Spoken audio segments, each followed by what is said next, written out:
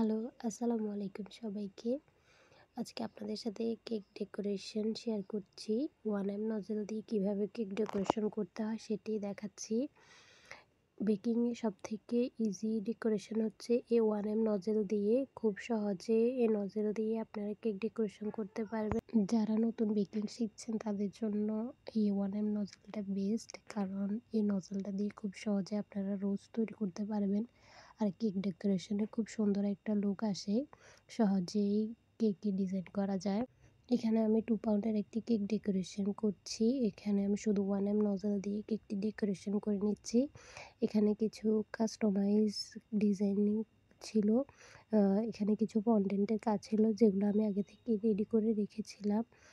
তো এই তো কেকের রোজ করা শেষ হয়ে গেলে আমি কেকের উপরে টপারগুলো বসিয়ে দিচ্ছি। আর কিছু সুগার বল এড করে দিয়েছি। এটা খুবই সিম্পল ডিজাইন ছিল, বাট খুবই সুন্দর। কেমন হয়েছে সবাই জানাবেন।